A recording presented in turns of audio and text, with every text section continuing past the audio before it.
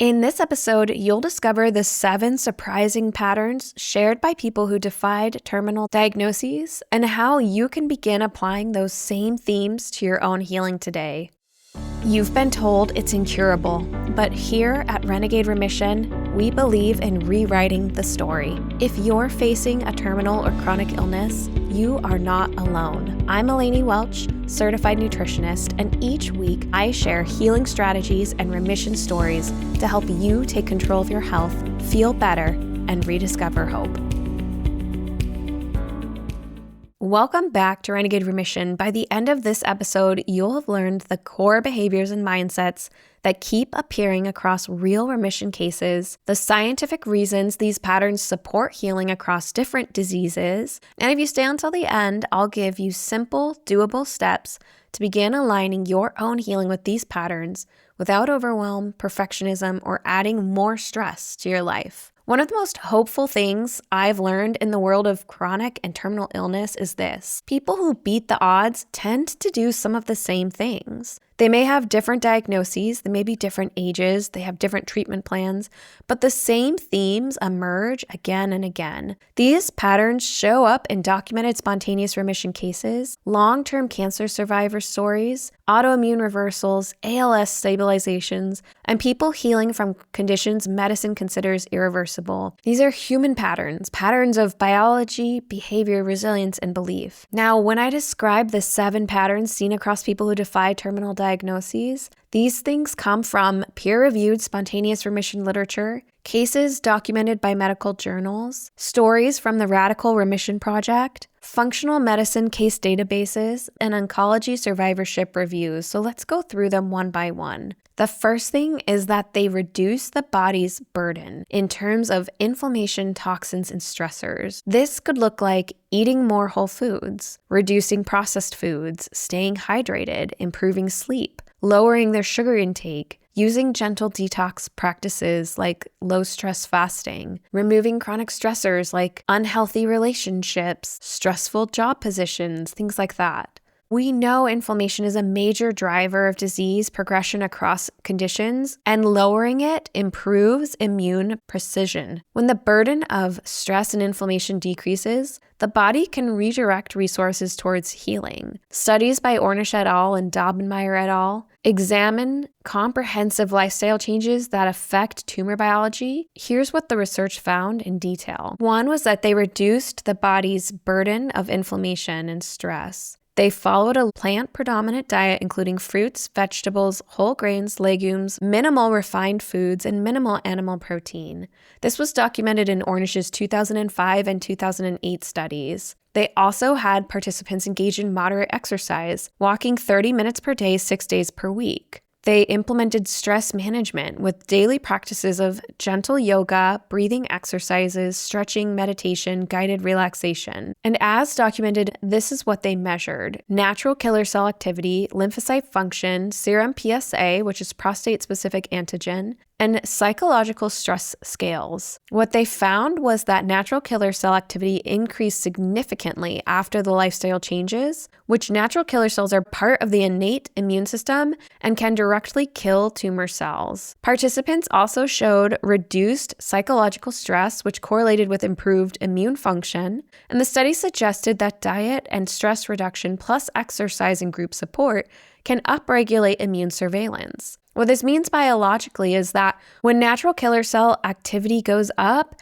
the immune system is more capable of identifying problems and addressing them. These weren't small changes. These were measurable shifts from a pro-cancer environment to one more capable of repairing DNA, reducing inflammation, and controlling abnormal cell growth. Additional studies showed a 30% increase in telomerase, the enzyme that protects chromosome stability, suggesting that the intervention was influencing cellular aging itself. Taken together, these findings provide some of the clearest evidence we have linking lifestyle changes to overcoming terminal diagnoses. And it takes us to point 2, which is that People who heal support their immune system instead of fighting their body. People who recover stabilize in unexpected ways rarely talk about waging war on their illness. Instead, they describe learning how to work with their bodies rather than against them. They focus on creating an internal environment where healing is more biologically possible. Supporting the immune system doesn't mean doing something extreme. It often looks like simple, sustainable shifts. Eating a nutrient-dense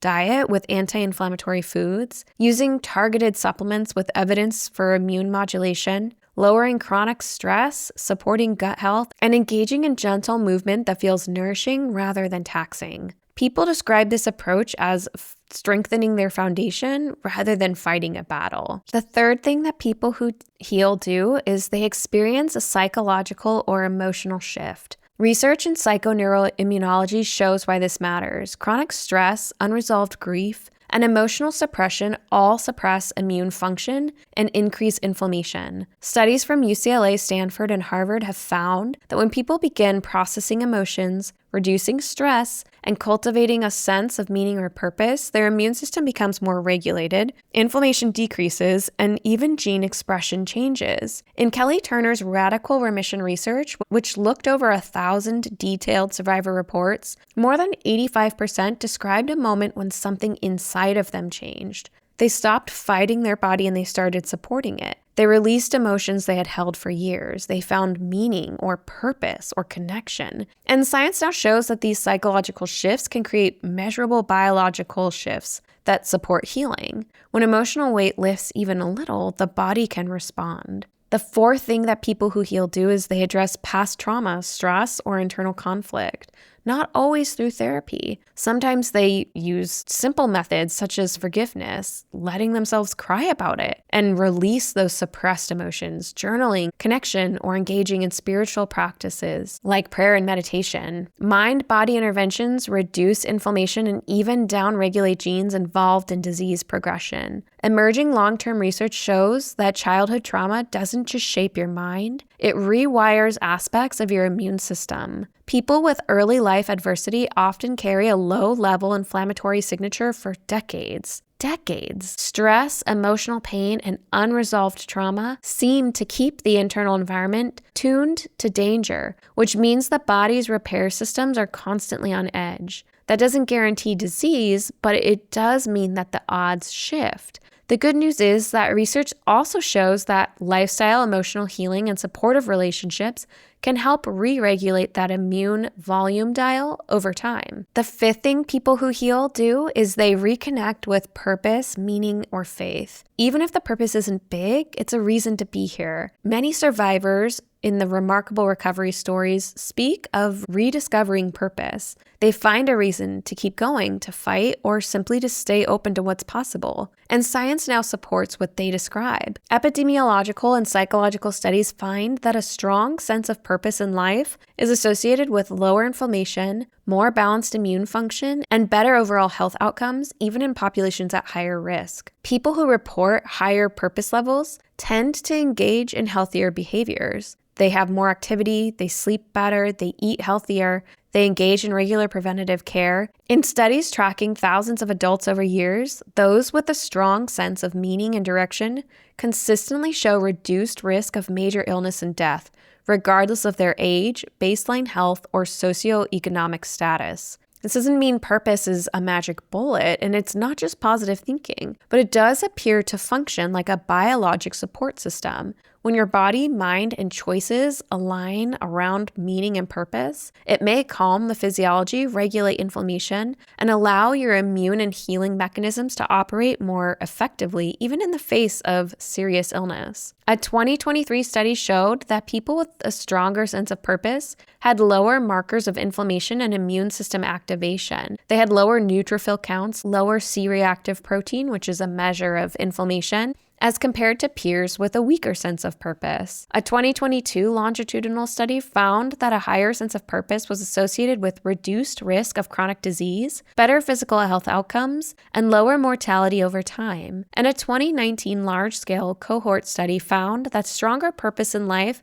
correlated with decreased all-cause mortality even after adjusting for health behaviors, socioeconomic status, and baseline health. finding your purpose is not for the privileged few. It's the job of every person here on earth, and it often takes a lifetime of seeking and discovery. The sixth thing that people who heal do is they build community or receive support. It's a pattern we see again and again in healing stories. It's that people stop walking their illness alone. Sometimes it's community, sometimes it's God, sometimes it's nature or a pet that becomes their anchor. Whatever it is connection. And science shows why this matters so deeply. A meta-analysis of over 3 million people found that loneliness increases mortality risk by up to 45%, and suppresses immune function. On the flip side, connection, even a single emotional bond, lowers inflammation, strengthens the immune system, and buffers the body against stress. Loneliness is one of the strongest predictors of mortality, stronger than obesity and comparable to smoking. A landmark meta-analysis by Holt-Lundstedt et al. Analyzed over 3 million participants and found that loneliness increased risk of early mortality by 26 to 45%. Living socially isolated increased risk by 29%. And low social support increased risk by 30%. In terms of health impact, loneliness functioned similarly to smoking 15 cigarettes a day. But the good news is that social support doesn't have to be this huge community of people, it just has to be significant relationships. And it can improve immune function and lower inflammation. Research shows that people with strong social relationships have lower levels of inflammatory markers, stronger natural killer cell activity, healthier cortisol rhythms, and more balanced immune response. Connection calms the immune system, while isolation dysregulates it. And support buffers the physiological impact of stress. Experimental studies demonstrate that even seeing a supportive person reduces neural threat responses, and that holding a partner's hand during stressful tasks lowers heart rate, blood pressure, cortisol output, and activation in brain regions associated with fear and pain. The nervous system responds to connection the way a child responds to a comforting adult. It enables it to let down its guard. And the next piece of good news is that pets and nature also provide measurable physiological benefits. Studies by Beetz et al. And Bretman et al. Found that connecting to pets or nature produces profound biological effects, including lower cortisol, reduced blood pressure, improved heart rate variability, decreased rumination over negative thoughts, and reduced inflammatory signaling. Yes, our bodies respond to warmth, safety, presence, and companionship, but that can take many different forms. Connection is physiologic. It changes stress hormones. It calms our nervous system. It gives our body the safety it needs to heal. And we can find it in God. We can find it in a pet. We can find it in nature. We can find it in each other. The seventh thing that people who heal do is they take an integrative, multi-layered approach to their healing. One of the most consistent and encouraging patterns across extraordinary recovery stories is that people didn't pick just one healing strategy. They did many different things. They used conventional care when and if it served them, but they also tended to their emotions, their relationships, their purpose, their nutrition, their stress levels, their sleep, and their environment. And science backs all of this up. The most profound biological changes, from lower inflammation to more balanced immunity to beneficial gene expression, come from multi-layered approaches. Studies in oncology, cardiology, immunology, and mental health all show the same thing. No single change is as powerful as several changes working together. People who experience unexpected healing often describe combining conventional treatments plus metabolic or nutritional support, stress reduction plus movement, emotional healing and social connection, spirituality or purpose and lifestyle changes, rest plus immune optimizing behaviors. It's not one technique, they build an entire ecosystem around healing. And they begin tending to their body-mind relationships and environment in ways that reinforce one another. This multi-layered approach appears to create a synergistic effect, where each layer amplifies the others. Studies by Kirtland et al. And Berkman et al. Found that heart disease patients who engaged in nutrition improvements and movement and social support and stress management had reduced mortality compared to standard care alone. And these findings have been reproduced across decades of research. Studies by Anderson et al. Of patients with breast cancer who received psychological support, stress reduction training, coping skills, and immune education had lower rates of cancer recurrence, improved immune function, and reduced inflammatory markers. And research has shown that the immune system becomes most precise in terms of it's not overreactive and it's not suppressed when sleep, nutrition, and stress levels are all aligned. Sleep alone can regulate natural killer cell activity, T cell efficiency, inflammatory cytokine release, but when it's paired with anti-inflammatory nutrition and stress reduction, the combined effect on immune regulation is significantly stronger. Healing is rarely linear, but when people begin to support their bodies on multiple levels,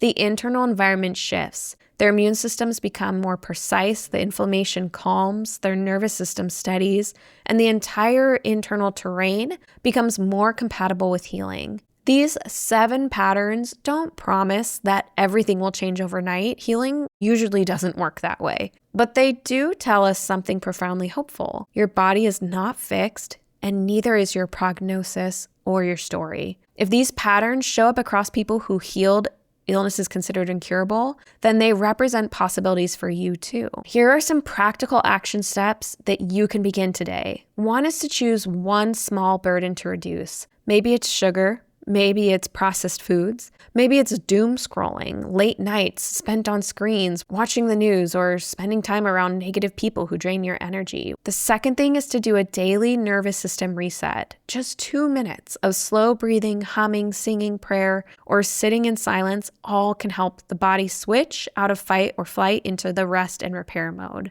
The third is to begin an internal audit on your purpose. Ask yourself, what's one thing I want to experience, create, or see if I can stay alive? Write down what comes up and begin planning how you will do that thing. Take a concrete step towards accomplishing it. And the fourth thing you can do is to reach out to one person today, whether it's a friend, a family member, a neighbor, a support group. Time spent in prayer, talking to God, any sort of connection can strengthen your immune system. The fifth is to create one tiny healing habit from something you learned from these 7 patterns. A morning walk, a nourishing breakfast, 10 minutes of sunlight, a bedtime routine, a gratitude note, whatever it is. Even small, tiny healing habits can be powerful. These 7 patterns of healing don't just belong to superhumans or miracle people. They belong to real humans who took small, imperfect steps towards creating a body and a life that could heal.